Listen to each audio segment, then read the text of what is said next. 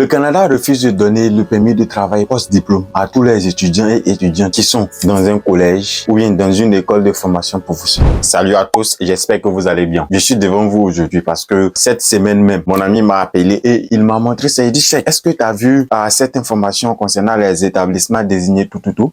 On a causé, je suis parti checker et c'est la vérité. Le Canada refuse de donner le permis de travail post-diplôme à tous les étudiants et étudiantes qui sont dans une école professionnelle ou bien dans un collège. Je t'expliquerai jusqu'à la fin. Par exemple, tu décides de venir étudier au Canada ou bien tu es déjà au Canada. Tu veux demander une nouvelle admission Avec la nouvelle loi qui s'est passée tout récemment en 2024 là, le Canada dit si tu étudies dans un collège ou bien dans une école professionnelle, il y a des conditions à respecter sinon on te donne pas le permis de travail post-diplôme. Et ces conditions, on voit que si on regarde bien dedans même, ça veut dire faut pas que vous allez faire les collèges ou bien les formations professionnelles. Sinon, si vous faites, c'est mort pour vous. Comment ça? Depuis le 1er novembre 2024, le Canada a mis en place un truc. C'est-à-dire, si toi tu viens étudier au Canada ou bien tu es ici au Canada, tu veux changer d'admission, tu fais une demande d'admission dans une université. Soit tu fais le baccalauréat, donc qui est l'équivalent de la licence chez nous, ou bien la maîtrise, ou bien le doctorat. Si tu fais ça, tu finis. Il n'y a pas de discours derrière toi, hein, à part les tests de langue, pour avoir ton permis de travail post-diplôme. Ça, il n'y a pas de discours. Mais le problème se pose où ça? Le problème se pose où tu viens ici au Canada en faisant un collège ou bien une école de formation professionnelle. Ils disent que si tu veux faire ça, tu dois respecter ces conditions. C'est quelle filière tu vas venir faire? Il y a des filières, il y a des spécialités qui ne donnent plus de permis de travail post-diplôme. Alors qu'avant le 1er novembre, je pense bien, presque toutes ces formations qui donnaient des permis de travail post-diplôme. Mais ils disent que à partir du 1er novembre 2024, ils vont plus donner. Je prends l'exemple déjà même. L'électromécanique en formation professionnelle. Tu crois pas? Va regarder. Alors que ça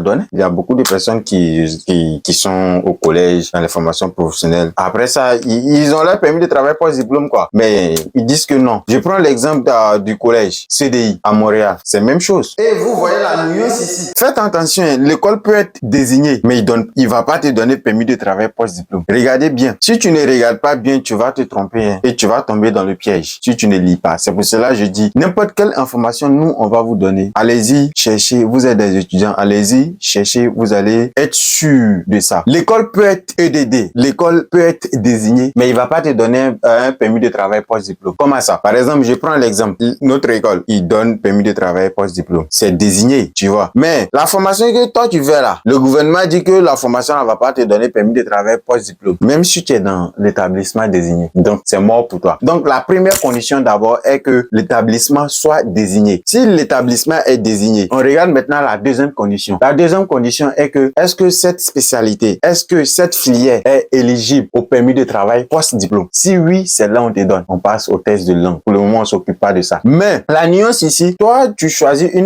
tu as vu que la spécialité donne un permis de travail post-diplôme. Mais tu vas faire ça dans un établissement où, tu vas faire ça dans un établissement qui n'est pas désigné. Voilà, c'est ça, qui n'est pas désigné. Donc, tu as respecté la deuxième condition, mais la première condition, tu n'as pas respecté, c'est mort. Donc, faites très attention si vous demandez votre admission dans une école. D'abord, vous posez la question à l'établissement. Est-ce que votre établissement est désigné? J'ai déjà fait une vidéo la semaine passée même. Comment regarder si l'établissement est désigné ou pas. Si l'établissement est désigné, on passe à la deuxième. La deuxième est que on regarde maintenant, est-ce que ma spécialité est désignée ou bien ma spécialité est éligible au permis de travail post-diplôme. Si oui, maintenant, je demande mon admission. Faut pas que vous allez demander. Tout récemment, il y a d'autres, ils ont demandé leur admission.